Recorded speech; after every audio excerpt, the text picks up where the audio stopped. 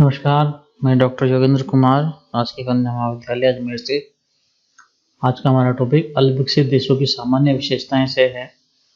अल्पविकसित देश यानी कि जैसे राष्ट्र जहाँ की आर्थिक समृद्धि, आर्थिक विकास जो है वो कम हुआ हो और वहाँ किस प्रकार क्या क्या विशेषताएं होती है उसके बारे में अध्ययन करेंगे। तो प्रति व्यक्ति आय निम्न होती है। यदि किसी भी अल्पविकसित राष्ट्र की बात करें तो वहाँ की प्रति व्यक्ति आय का स्तर बहुत नीचा होता है, कम आय होती है वहाँ पर। वहाँ की राष्ट्रीय आय भी कम होगी और राष्ट्रीय आय कम होती है तो प्रति व्यक्ति आय भी स्वतः ही कम होगी, क्योंकि कुल राष्ट्रीय आय में जनसंख्या का भाग देने से प्रति व्यक्ति आय प्राप्त होती है।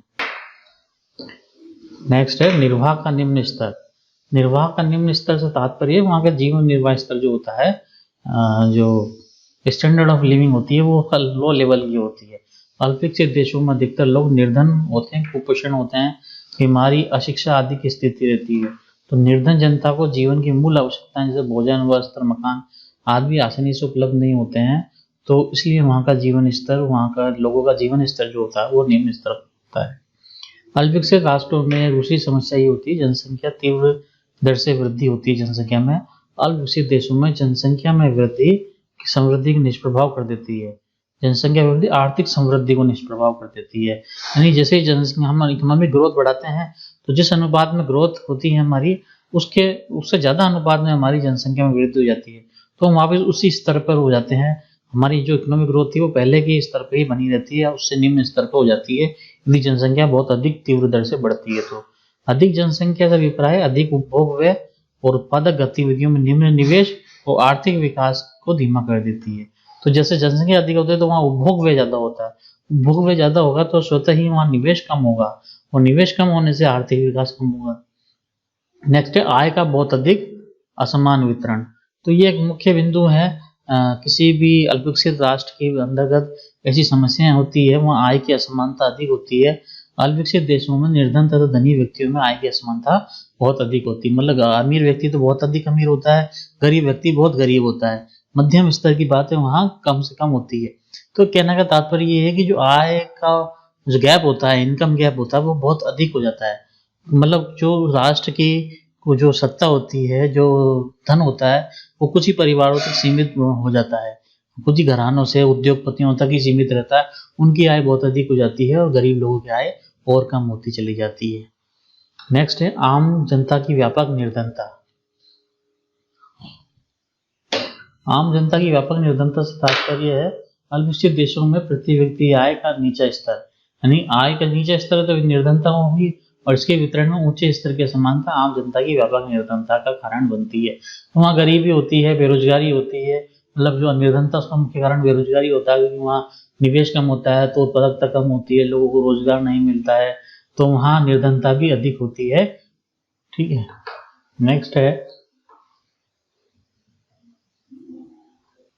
नेक्स्ट उत्पादकता का नीचा स्तर। जैसा कि हमने पहले बताया कि वहाँ बेरोजगारी होती है कि उत्पादकता कम होती है।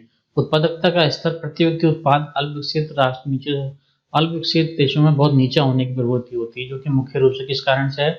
एक अकुशल श्रम शक्ति जो स्वयं निर्धनता का परिणाम है।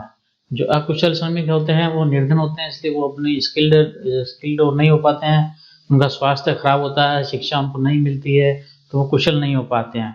तो अकुशल श्रमिक के कारण उत्पादकता का स्तर नीचे होता है। नेक्स्ट है उत्पाद निम्न और कार्य सभ्यता। तो जो निम्न टेक्नोलॉजिकल जो चेंजेस होते हैं वो नहीं के बराबर होते हैं। मशीन और उपकरणों के कारण के रूप में पूंजी का कम उपयोग होता है, पूंजी निर्माण की स्थिति कम और धीमी होती है और इसके कारण वो मशीनों और नए प्रोसेसिंग प्लांट नहीं होते हैं। मशीनों के बजाय हाथों से श्रम प्रदान तकनीकी का प्रयोग किया जाता है, जो कि उत्पादन को अधिक पैमाने पर नहीं बढ़ा पाती है। तो ऐसी स्थिति के कारण देश में उत्पादकता का स्तर नीचा रहता है, पूंजी निर्माण की कमी होती है।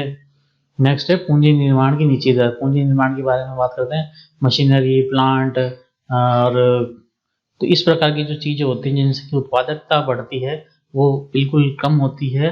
अल्पविकसित देशों में बचत कम होती है, तो जो पैसा निवेश नहीं होता है, निवेश के बजाय उपभोग पर ज्यादा खर्च होता है, क्योंकि जनसंख्या अधिक होती है ऐसे देशों की, अल्पविकसित राष्ट्रों की, तो पूंजी निर्माण की दर स्वतः ही नीचे होती चली जाती है। तकनीकी पिछड़ापन, जैसा कि मानव संसाधन विकसित नहीं होता है वहाँ पर और तकनीकी पिछड़ापन रहता है। टेक्नोलॉजिकल जो चीजें होती है, मतलब वहाँ जो उत्पादन होता है वो पुरानी पद्धति से होता है, चाहे वो कृषि हो, चाहे वो मैन्युफैक्चरिंग चीज़ें हों, विनिर्माण की वस्तुएं हों, तो वहाँ जो प्रयोग होता है, टेक्नोलॉजी चलती है, वो पुरानी चलती रहती है। और जैसा कि आप विकसित राष्ट्रों में देखो तो इसकी तुलना में वहाँ नई नई टेक्नोलॉजी आती रहती है, फिर वहाँ से भी अल्पविकसित राष्ट्रों की तरफ जाती है। तो अल्पविकसित देशों में अधिकतर क्षेत्रों में बचत की दर नीचे होती है, जिसके कारण आमतौर पर पुरानी अप्रचलित उत्पादन तकनीक का प्रयोग किया जाता है, क्योंकि वहाँ पैसा नहीं होता है, न पैसा नहीं होता है, तो वहाँ जो टेक्नोलॉजी है वो भी पिछड़े हुए होती है। नेक्स्ट है बेरोजगारी का ऊंचा स्तर। वहाँ बेरोजगारी बहुत अधिक होती है अल्पविकसित राष्ट्रों में। अल्पविकसित राष्ट्रों में जैसे भारत, नेपाल, भूटान, श्रीलंका, हालांकि ये अब विकसित राष्ट्रीय श्रेणी में धीरे धीरे डेवलपिंग सेक्टर्स में जा रहे हैं।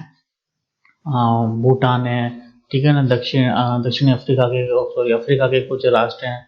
तो इस प्रकार से वहाँ जहाँ बेरोजगारी का स्तर बहुत ऊंचा होता है, क्योंकि पूंजी के अभाव के कारण वहाँ विभिन्न आर्थिक क्षेत्र निम्न स्तर का होता है, वहाँ विकास नहीं होता। श्रम की पूर्ति होती है उसको पूर्ण रूप से रोजगार उपलब्ध नहीं करा पाते हैं। तो ऐसी स्थिति में वहाँ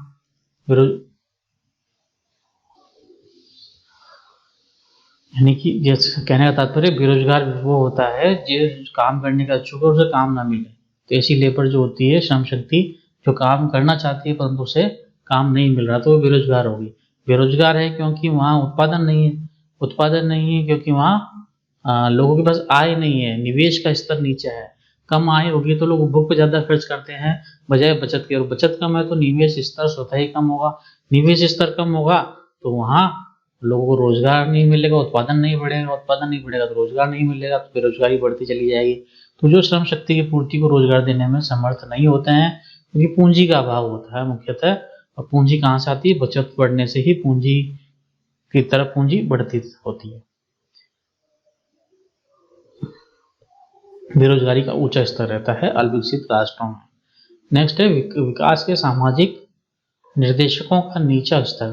तो सामाजिक निर्देशक से तात्पर्य होते हैं ऐसे इंडिकेटर्स जो हमारे सोशल स्टेटस को बताते हैं, हमारी सामाजिक स्थिति को बताते हैं कि वहाँ विकास हो रहा है कि नहीं हो रहा है। जैसे कि अल्पविकसित देशों में सामाजिक निर्देशकों का स्तर नीची साक्षरता दर कम होती क्योंकि वहाँ गरीबी है, बेरोजगारी है, लोगों के पास आय नहीं है, तो वहाँ साक्षरता दर भी नीची ही होती है, कम साक्षरता दर होती है।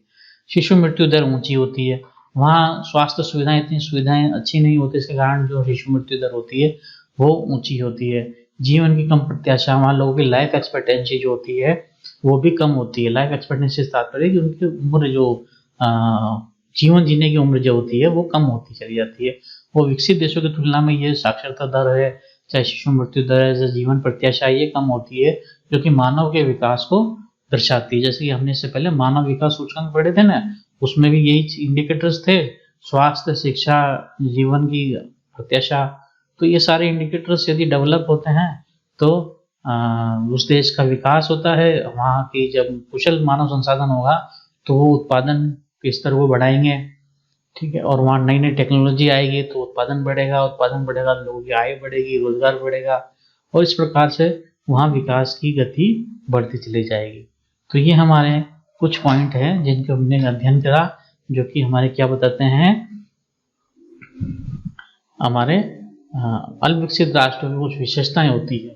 तो ये अल्पविकसित राष्ट्रों की विशेषताएं हैं, एक बार और रिकॉल में देख लीजिए आप इसको। फर्स्ट है अल्पविकसित देशों की सामान्य विशेषता, प्रति व्यक्ति आय का कम होना, प्रति व्यक्ति आय कम होती है। दूसरा, निर्वाह का निम्न स्तर होता है, जीवन निर्वाह स्तर नीचा होता है, जनसंख्या बहुत अधिक होती है और तीव्र गति से बढ़ती है, ठीक है, और आय का जो वितरण होता है वो बहुत अधिक असमान होता है। तो यह वहाँ की विशेषताएं होती है अल्पविकसित राष्ट्रों की। आम जनता में व्यापक निर्धनता रहती है, मतलब कुल मिला के बात निर्धनता का स्तर ऊंचा होता है, और निर्धनता अधिक होती है। उत्पादकता का स्तर नीचे होता है, यानी प्रोडक्शन लेवल जो होता है वो काफ़ी कम होता है, और उसके कारण होता है अकुशल श्रम शक्ति, मशीनों का कम होना, पूंजी निर्माण नहीं होना, ठीक है। नेक्स्ट है पूंजी निर्माण की नीची दर। वहाँ पूंजी निर्माण की जो कैपिटल फॉर्मेशन की जो रेट होती है वो कम होती चली जाती है, जिस दर से पूंजी लगाते हैं उस दर से उत्पादन प्राप्त नहीं होता, वहाँ बचत कम होती है। तो इस प्रकार से पूंजी निर्माण की नीची दर रहती है।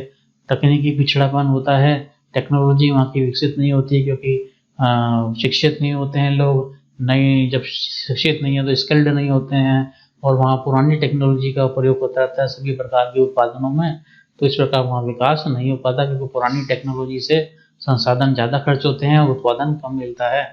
तो हमें नई टेक्नोलॉजी लेने की इच्छा लेते हैं, जिससे कम संसाधनों में अधिक उत्पादन प्राप्त हो, हमारी लागत कम से कम आए। ठीक, नेक्स्ट है बेरोजगारी। वहाँ बेरोजगारी का स्तर बहुत अधिक होता है अल्प विकसित राष्ट्रों में। और जो सामाजिक निर्देशांक होते हैं, सामाजिक निर्देशक जो सोशल इंडिकेटर्स होते हैं, सोशल जैसे कि लिटरेसी रेट है और मोर्टेलिटी रेट है, child mortality, infant mortality rate और लाइफ एक्सपेक्टेंसी है। तो इस प्रकार से जीवन की कम प्रत्याशा, शिशु मृत्यु दर, नीची साक्षरता दर आदि के कारण विकसित देशों की तुलना में बहुत नीचे रहता है। तो ये हमारी 10 मोटी मोटी विकसित राष्ट्रों की विशेषता है। अब बड़ा क्वेश्चन आता है तो आप इसको थोड़ा डिटेल में लिखिए, और ये एक पॉइंट है जो फैक्टर्स हैं जो क्लियर हुए हैं। धन्यवाद।